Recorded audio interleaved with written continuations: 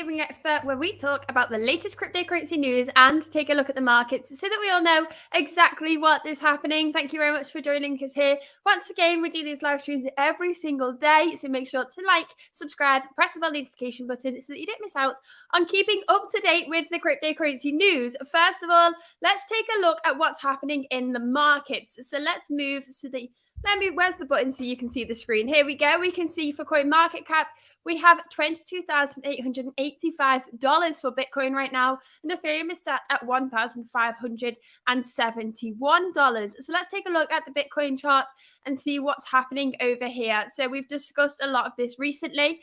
We had a CME gap develop over the weekend. We saw a huge CME gap because the markets moved on Friday from, what date are we on now?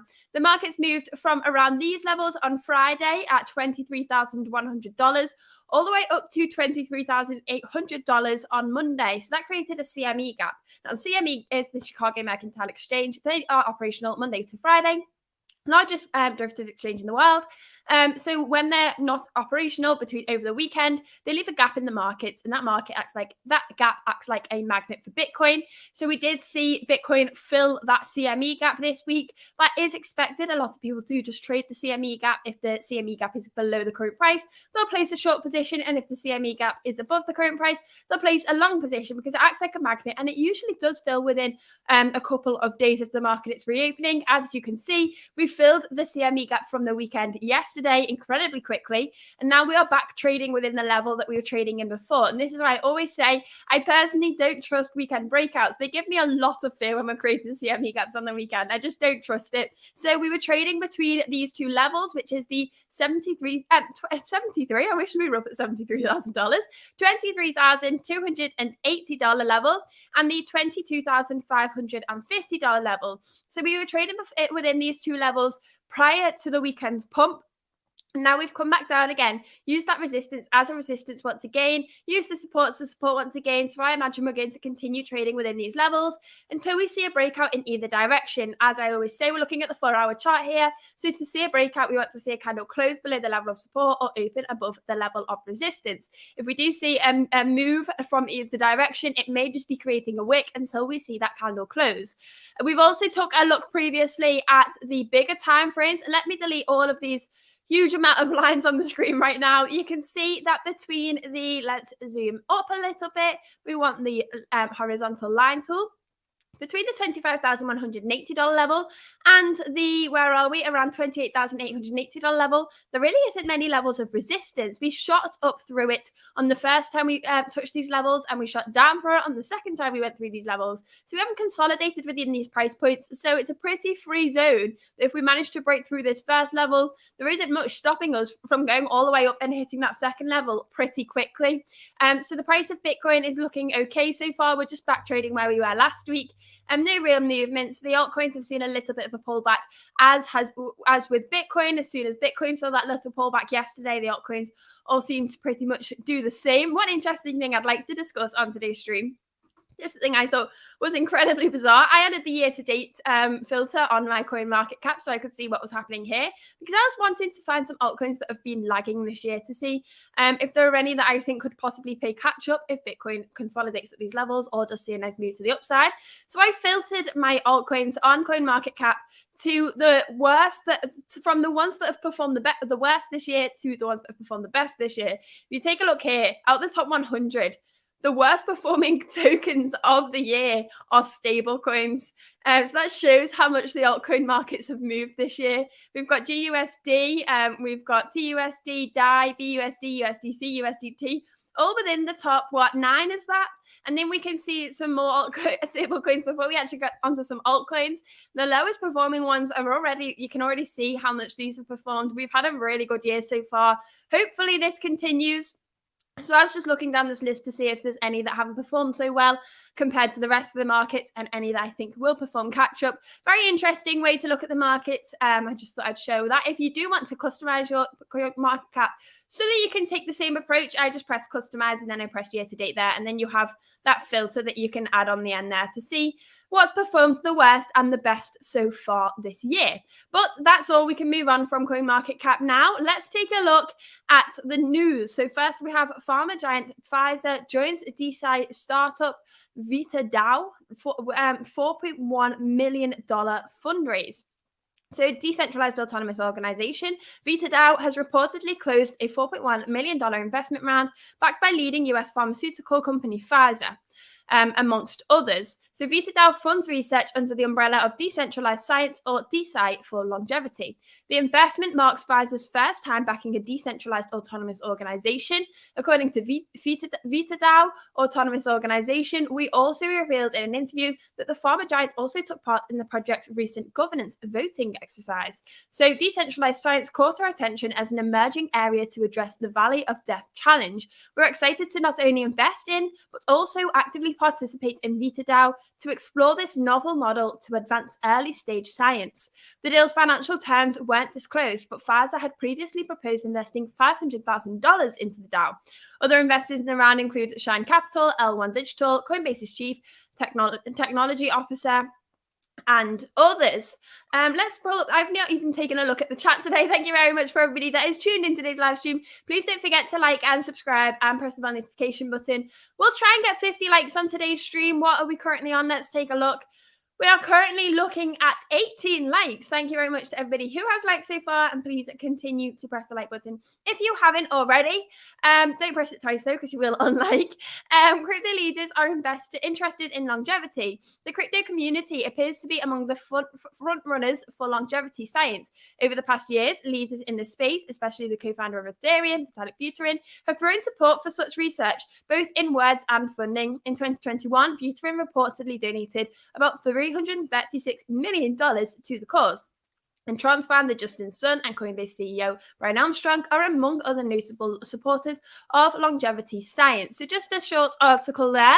Let's quickly move on to the next articles because we have a huge amount of news to discuss. We have Rare bags $150 million multi-year NFT deal with Premier League.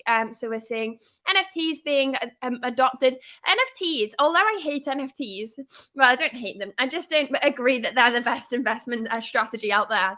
They are a brilliant way of adapting people from Web 2 into Web 3. And I've been talking about this a couple of times on the channel. Getting people from Web 2 to Web 3 is very, very difficult. And we need to look at different ways we can do that because the space of cryptocurrency needs to see adoption. And how are we going to adopt people? That's a big question. This word cryptocurrency just brings a huge amount of fear into everybody's minds who's not already in the space. They don't understand it. They think it's too complex for them to understand. They don't have the time to understand, and they just decide to stay away. The NFTs have been a brilliant, brilliant way to bridge people from Web 2 to the Web 3. So that is one of the benefits we see from NFTs. Although I'm not the biggest fan and not a big NFT investor, they are bridging people over to the industry. And when people make a little bit of profit from NFTs, hopefully some of those people will move on to do a little bit more research about the space and get involved. And all we want to see this year is adoption. We want to see the space grow as much as possible. Moving on now to the next article, we have Aussie regulators surveilled for FTX months before collapse. So we're taking a look at this. When does it say when it was? No. It was months before November 2022. According to a report citing documents from The Guardian Australia, officials were concerned about FTX's business operations from March 2022, when the exchange launched in the country, until its unexpected collapse. So obviously FTX filed for Chapter 11 bankruptcy protection in the US in November after experiencing a resolved liquidity crunch. The documents revealed that the regulators' officials monitored FTX Australia's business activities until the exchange went into voluntary admission following the bankruptcy filing. So there were actually questions raised prior to this. Hello, Gregory. Thank you very much for joining us in the chat. Hello, Jerome. Please make sure not to forget to like and subscribe and press the bell notification button. We have some very interesting stories this morning, specifically about FTX. We've got a couple of stories about this. The Bahamas-based crypto company obtained the Australian financial service license by acquiring an Aussie company that held one, IFS Markets. The acquisition enabled FTX to bypass the normal investigative process to new firms applying for the license. They've just bought a company in Australia, they already had the license, and then you could just use that license immediately without going through thorough checks. But they have decided that they wanted to check FTX anyway, because they expressed concerns about FTX's operations. The discussion was sparked by an article from the Australian Financial Review that reported founder and former CEO Sam Bankman-Fried's plans for FTX's launch in Australia. And the former CEO said FTX would allow its customers to buy cryptocurrencies with margin loans up to 20 times their investment. One ASIC analyst deemed the strategy absurd and wondered who the exchange's advisor was. Since the regulator could not request the standard documents required for new licenses, it issued an S912C notice. The notice required companies to provide adequate information for the ASIC to assess it if they were fit and proper to hold the AFSL. And between April and November, the ASIC issued 3 notices to FTX. However, the regulators refused to release the exchange's responses to the notices because it avoided public prejudice in its enforcement activities. Interestingly, the document obtained showed that the ASIC, there's lots of letters going for anyone here, continued to express concerns about FTX till late October, as 2 emails labelled FTX Australia Pty Limited summary of current concerns were found. And a spokesperson has said the issues raised, including pricing, FTX Australia's compliance with ASIC's product intervention order, and its onboarding of clients. ASIC's review of these matters are ongoing, as at the time that external administrators were appointed to the Australian FTX entities. Very interesting that they've been suspecting of this for a time and they haven't been able to take action in the correct way. We're going to see regulations come into the space in the next couple of weeks. We've seen this already begin to take place in many different jurisdictions, so that the governments and the different regulators have the authority to be able to check these things. Obviously, here we've heard, because FTX purchased an Australian company that already had the cryptocurrency license, they didn't have to provide a lot of information to those regulators. But I imagine over the next couple of years, Australia will also adopt some new regulations that means that the cryptocurrency exchanges have to be able to prove that they are operating in a safe manner for their customers. So they'd be able to have requested more information and probably would have been able to identify this prior to the crash in November. However, would that have merely made a difference to the markets? Probably not. We did see this collapse. We did see a huge effect in the markets. If Australia noticed it before they went bankrupt, yes, it may have been less of a severe effect to the cryptocurrency markets. Obviously, the fact that a lot of people lost a lot of money had a huge effect on it. But if they'd have caught it faster, maybe less people would have lost some money. But it's happened now. This as well has happened. Hopefully, Australia and the rest of the world bring in some regulations that mean that centralized exchanges have to be more transparent and show that they are using their customer funds in the correct way. So let's move on now to the next article we have about FTX. Now let's find it here. Again, I haven't put these in order prior to the stream. We know I'm not good at thinking that far ahead. FTX has filed to remove 2 Turkish subsidiaries from its bankruptcy proceedings. Let's take a look at this. The motion was filed because FTX Trading and its debtors do not believe Turkish authorities will follow instructions from courts in the US. And the court filing explained the orders entered by this court do not have legal or practical effect in Turkey, and the debtors have no reason to believe that the Turkish government will comply with this court's orders. As a result, the debtors are unable to exercise sufficient control over the affairs of the Turkish debtors in order to comply with their duties under the bankruptcy code, the court filing explained. Right, I didn't mean to press that button. As where are we? Where did we get up to? As the court filing explained, I've just said I've lost it. So basically, they don't think that the Turkish government will abide by the rules that they are making within the US courts. So they're saying, let's remove them completely. 80% of FTX Turkey is owned by FTX Trading, with the other 20% owned by the local director. SNG Investments is wholly owned by Alameda Research and operated as a market maker in the country. So FTX Trading claims that private citizens in Turkey affected by its bankruptcy are already filing personal claims and initiating execution proceedings against the Turkish debtors. Therefore, FTX Turkey is bound by Turkish courts. And they've said because the worldwide automatic stay is not expected to be enforced in Turkey, any assets of FTX Turkey located in Turkey may be subject to those private claims, and proceedings may be converted by local authorities to satisfy any judgments that are entered against FTX Turkey by Turkish courts. So they're saying they're basically a separate entity. They can deal with their problems independently. But Turkey was reportedly investigating SBF for fraud and seized FTX assets. So in November, Turkey's Treasury and Financial Minister launched an investigation into FTX's founder and former CEO, SBF, over potential fraudulent activities. The investment included Turkish authorities seizing assets belonging to Sam Bankman-Fried and affiliates, and these seizures are rumoured to have being assets belonging to SBFs and affiliates was a move by the Turkish government to start the process of making whole its citizens affected by the collapse of the cryptocurrency exchange. So we can see that a lot of people were turning their heads towards Sam Bankman-Fried and seeing some concerns. We are now seeing that SBF could have been a big part in the problem of Celsius. So Celsius filed for Chapter 11 bankruptcy earlier in 2022 prior to the FTX collapse. And it looks like Sam Bankman-Fried and FTX and Alameda Research dumped a huge amount of staked Ethereum, and that has a huge effect on Celsius. So let's see where they said Celsius suspended withdrawals just days after FTX dumped this amount of staked Ethereum. And this is because the company was among the principal clients of Lido, and they are the providers of STETH.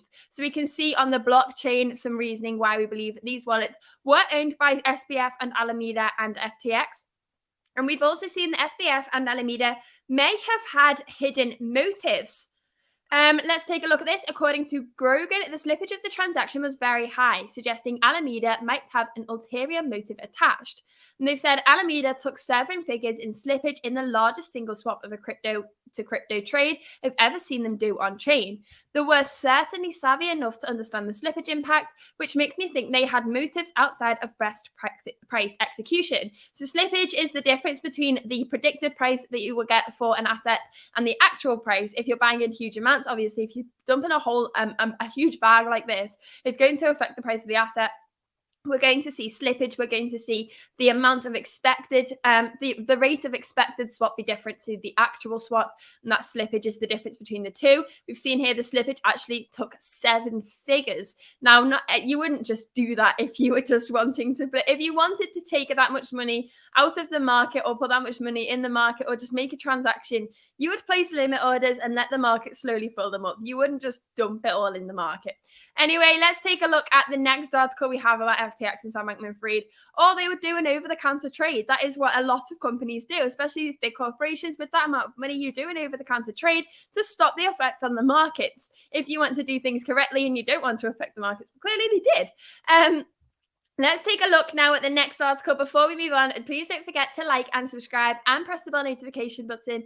We are on a mission here to get to 100,000 subscribers. We are currently on 23 likes for today's video. Please continue to like. We have a whole lot more news to discuss today. We're going even further into this Alameda and FTX bankruptcy. We have Alameda seeks to claw back $446 million from bankrupt Voyager. Attorneys for Alameda Research are seeking to claw back around $445.8 million in loan repayments made last year to bankrupt crypto broker and lender Voyager Digital. So Voyager Digital went bankrupt earlier in 2022, as well as Celsius, as well as every other centralized exchange. We've seen a huge domino effect, a downfall of centralized exchanges within 2022. It has shown the strength of DeFi and how we can actually trust the smart contracts and the blockchain, and shown us why we need DeFi. But the effect of the centralized exchanges downfall has been horrendous on the markets. A lot of people have lost a lot of money. The market's completely dropped off. We had a terrible year in cryptocurrency, but we've had a very nice start to the year in 2023. So things are looking to pick up. But right now, Alameda Research are actually blaming Voyager. So they had loaned a lot of money off Voyager, and then they began to pay it back. Davide said, not sure if it's my laptop, but Jess's voice is way too sharp treble. Anyone else have the same problem? I'm still trying to mess around with my microphone to try and work out the best settings for this. I messed with my I don't know what it's called, my box the other day with all the many, many buttons on that I do not understand and do not try to understand. And I've not quite got it back to how it was, but I just keep fiddling around with it. I'll get there. But let me know if it's a real big problem and I'll have a try and fix it. Let's take a look back at the article. Where were we? According to the attorneys, the payments were made less than 3 months after Alameda's bowed out alongside other subsidiaries of FTX. As such, the money can be clawed back to repay Alameda's creditors. For even funding Alameda, the attorneys blamed Voyager for being part of the problem that plagued the trading company to its demise. Now, I do not think so. You cannot blame FTX. You can't blame FTX. You can't blame Voyager. They were trading youth clients' funds illegally. That is not something that you can blame anyone else for. We've now seen what's been happening within FTX. We've looked at its books. They've been funneling funds to Alameda Research when they shouldn't. Everything inside this company was corrupt. SBF has been charged with 8 different things. And Caroline Ellison and Gary Wang have already pleaded guilty to what they have been charged with. So blaming any other company right now is just a complete waste of time. Obviously, Sam Bankman-Fried did not plead guilty, but he goes back to court in October, I think. So we'll see how that. Right, taking a look at the next article here to see what is happening. Let's finish this article. Voyager says Alameda is trying to undermine its restructuring efforts. So they have said the crypto broker dismissed the offer as a lowball bid, dressed up as a white knight rescue. And this is because Voyager and FTX Empire have had quite a scuffle over the past few months. In the wake of Voyager's troubles in July, Alameda had offered to buy all the company's assets for nothing that they were actually worth. Earlier this month, Voyager accused Alameda of desperately seeking to undermine and sabotage its restructuring efforts by objecting to the $1 billion deal by Binance.us to take over the company's post-bankruptcy assets. And Alameda's sister company, FTX, had previously won the bid to acquire the assets. However, the deal was dropped after the company entered bankruptcy in November. So if you remember at the time, FTX was trying to purchase a lot of different companies, trying to monopolize the cryptocurrency space, just barely gambling away a lot of the money. Moving on to the next article though and see what's happening next. We have some more art. Where should we start? We'll start here. Indian crypto exchange hope for lower taxation in upcoming 2023 budget. So the union budget announced around the corner. Local crypto exchanges are hoping the government will include some crypto tax relief policies to encourage investors to continue trading in the country. In its 2022 to 2023 budget announcement, the Indian government imposed a 30% tax on profits made from crypto trading, effective on April the 1st, 2022. At the same time, the country did not grant provisions to offset crypto losses against other income. During the budget announcement, India's financial minister also revealed the government had levied a 1% tax deductible at source on transferring crypto assets to trace their transactions effective July the 1st. Obviously, the cryptocurrency exchanges in all jurisdictions want cryptocurrency taxes to be as low as possible. So we see the most amount of adoption and therefore people continue trading the assets. Hopefully this happens. We want to see obviously this depends on your own opinions, how much you want to have tax. We're not going to go down that whole rabbit hole. The tax in the UK is about 20%, 30%. In India, it varies all around the world. People agree with tax and people don't. We're not going to get into that debate. We'll move on to the next article today. We have Republican lawmaker has said that US Congress is overseeing crypto. Let's take a look down here. He was recently elected House GOP whip and is also a House Financial Services Committee member. He has been an essential advocate of cryptocurrencies and digital assets in the discussions related to their regulation in the US. The Congressional Blockchain Caucus is a bipartisan group formed by US representatives and staff established during the 104th Congress of the United States of America. Its purpose is to serve as a forum for business, government, and academia to research and comprehend blockchain technology and the potential role that Congress may play in its advancement. Emma claims that to emphasize that the collapse of FTX is not indicative of the whole crypto industry. Absolutely correct. We are going to continue moving up. Cryptocurrency is not dead. FTX has not killed cryptocurrency. We are going to survive this. We saw Mt. Gox collapse back in 2013, I think it was, and they handled 70 or 80% of the entire Bitcoin transactions, and we recovered from that pretty nicely. I mean, we've seen $69,000 since then, so I think you could say cryptocurrency can recover from a centralized exchange collapse. It was a big deal, but it was not the end of the world for cryptocurrency. We will continue, and we have continued. January, as I said at the start of the stream, has been incredibly nice to us all.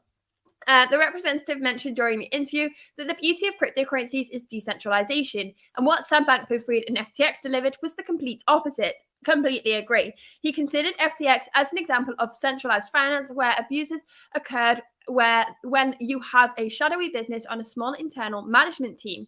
Emma also mentioned that the US, there are regulators that are not doing their jobs properly. He criticized Gary Gensler, chair of the SEC, claiming that he's doing backroom deals with people like Sam and FTX, not the job of oversight enforcement. He finished the section by saying that he thinks that Gensler is only going after good actors in the space, and he doesn't go after the ones who suddenly blow up, as he was allegedly meeting the FTX last March and having talks about giving special treatment to FTX to be an exchange in the US. The representative also stated that the federal government should never be in the business of issuing a central bank digital currency, and that doing so will only serve the purpose of working as a surveillance tool.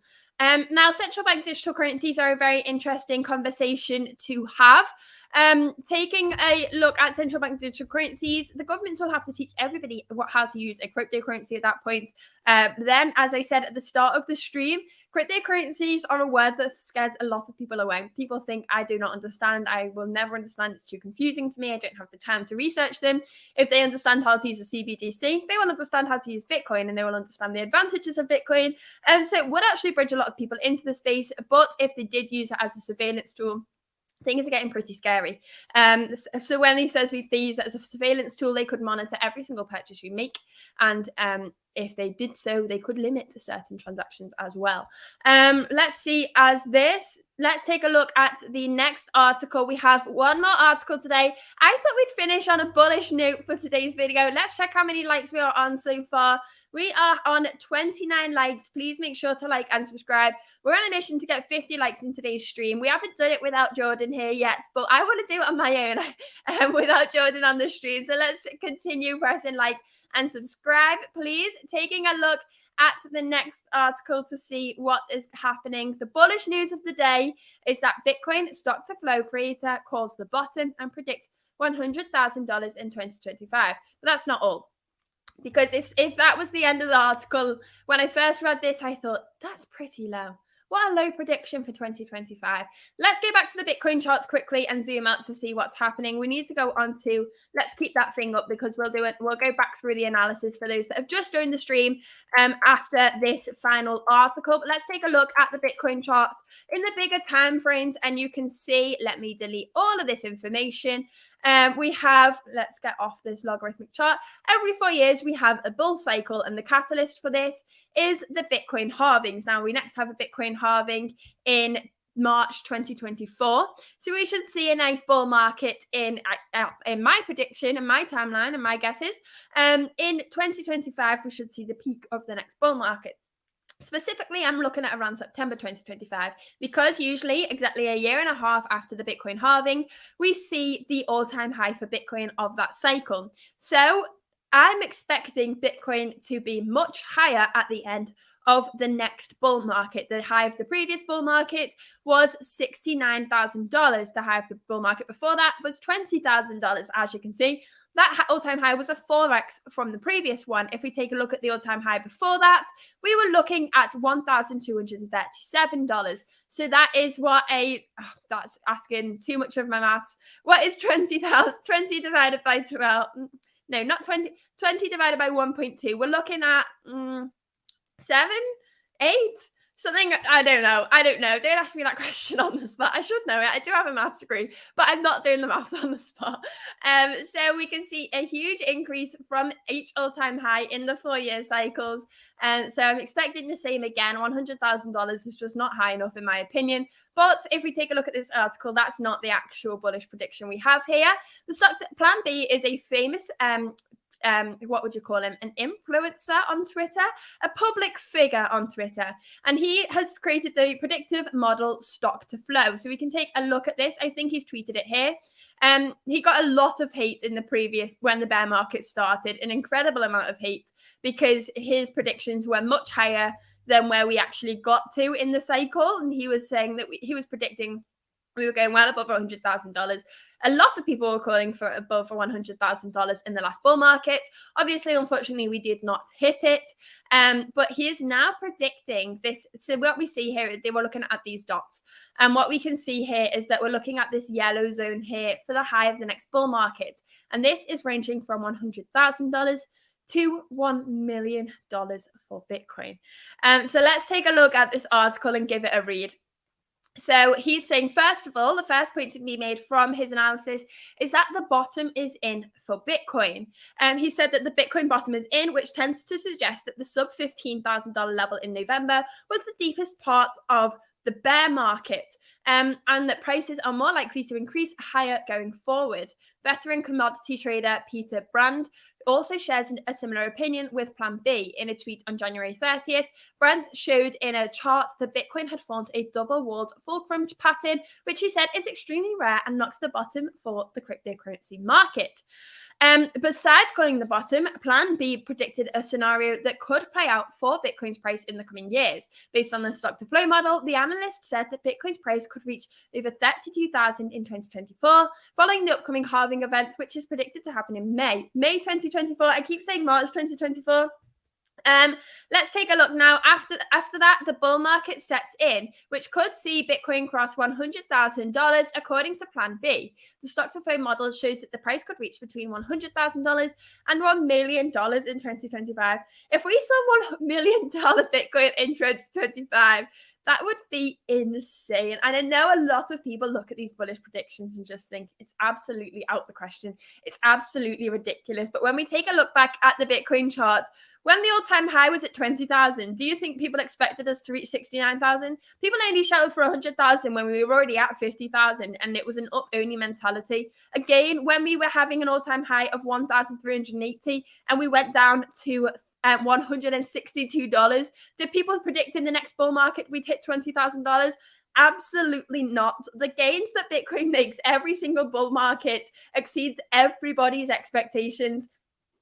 So I actually would not draw anything out of the question. Let's take a look back at the article, see what's happening here.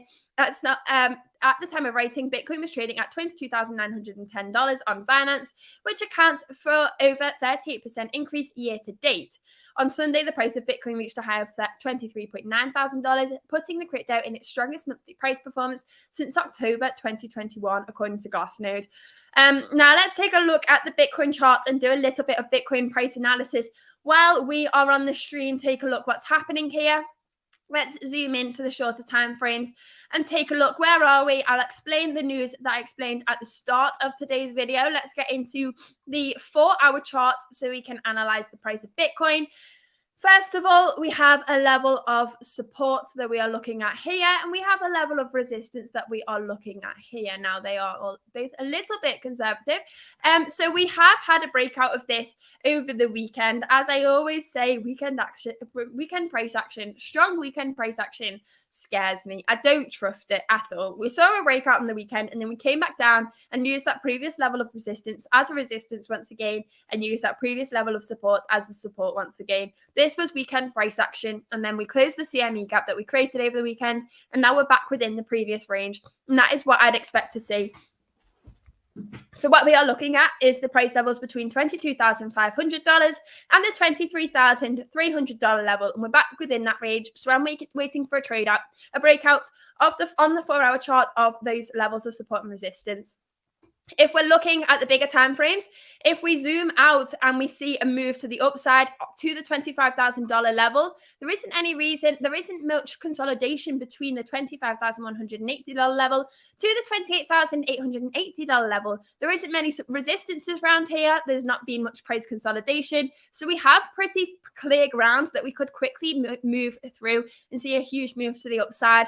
Bitcoin is playing with us all right now, trying to get shorters to enter their positions, trying to get long bulls to enter their long positions. Bitcoin likes to take the path of most pain.